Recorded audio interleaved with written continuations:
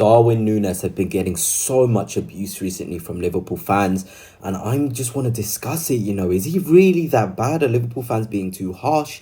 Well, I'm going to say one thing, to be honest. If there are no Nunez fans alive, then you've got to assume that I am no longer on the earth, because I'm just a massive, massive fan of Darwin. I'm not a Liverpool fan, I'm an Arsenal fan, so maybe I haven't got the right to speak about him.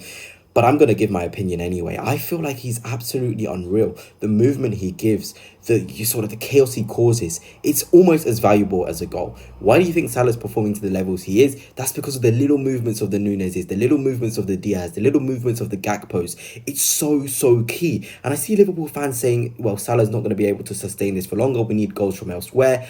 But you've got to recognise the fact he's scoring these goals is due to the impact of the other players, the Curtis Jones, the Szoboszlais, the Gakpos, the Nunes, like I've mentioned, and the Diazes. They're moving in such a way where Salah's able to have enough space to generate these goals and assists. But yeah, let us just talk strictly about Darwin Nunez. If you are new here, please hit the subscribe button. Hitting the like button as well will be greatly appreciated. As you can see, the last 4 games, 0 goals, 0 assists. And I get it, you spend 90 million on a centre forward, you at least expect them to be scoring at a rate where they have 1 or 2 goals or assists within 4 games. And Darwin Nunez, he isn't hitting that.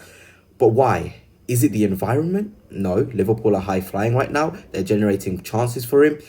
Is it the pressure from the outside? Maybe. He's 25 years old. How many times do we see a centre forward under 26 not perform to the highest of levels? Look at Ollie Watkins, for example, a striker who's really come on in the last couple of seasons.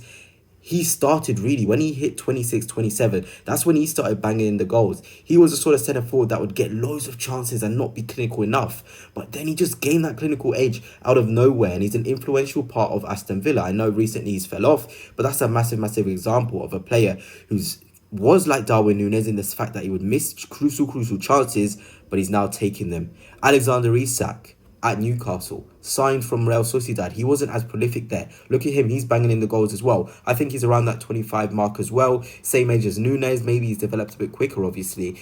But there's time, that's what I'm trying to tell you. Darwin Nunez may not contribute the goals now, but he has the ability to do so. He finds himself in those positions. How many times have we seen sort of managers say, if a striker's in those positions, they're doing something right already? And I want you to look at Darwin Nunez' hit rate. If you were to show me this in isolation, this is a top striker. Here he has 41, I think that is, 31 goals and assists in the 23-24 season in 51 games. That is operating at a goal assist every other 2 games. That is unreal. If you tell me that as a raw stat, I will tell you that player is world class. But it just seems that he can even do more, and that should not be something that Liverpool fans should be like, oh no, Darwin Nunez isn't taking the chances. He should be doing more. You should be looking at this in isolation and being like, wow, he's getting 31 goals and assists combining in a Premier League season along with other competitions, and we still expect him to be scoring more. He's still getting more chances. This striker can get 50 goals and assists in a Premier League, in all competitions, sorry. Once he hits his prime, he can do that. And it's all about Liverpool fans. Are you prepared to be ready? Are you prepared to leave the criticism to the side and watch him blossom? Even that 22-23 season, his first season at Liverpool, that is nearly 20 goals and assists combined in 42 games. Again, operating at a goal every 2-3 games, a goal assist every 2-3 games. That is insane for a player that's just entering their 3rd season.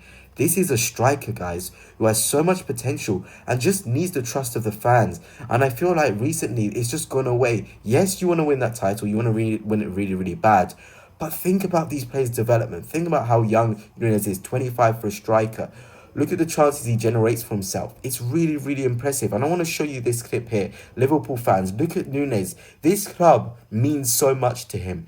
This just being involved at Anfield, you can tell he works hard. He wants to be involved. He wants to be scoring. Do you think he wants to miss those chances on purpose? Absolutely not. He has the raw abilities to run the channels, the ability to hold the ball up as well, the ability to create composure within the front line too. He has all these fundamentals, and you still think he can go even more levels upwards. This should be an exciting time looking at Nunez, not a time of disarray, of disappointment, because he is going to hit soon. He will hit soon. And I wonder how many Liverpool fans are going to come crawling back and say, okay, Darwin, I'm sorry, I was on the other side, but I can see your value. Obviously, here, this is a big chance he missed against Newcastle. Liverpool fans retweeting it all over their Twitters, all over the Instagrams.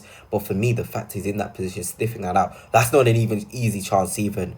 That ball is going at a fast speed. Nunez has already made his judgment of where the ball's going to bounce. It is unlucky. It is not something where you can say, Darwin Nunez, I want you gone. You're absolutely horrendous. I feel like a bit of accountability, a bit of context needs to be applied towards Nunez because he is an absolute beast.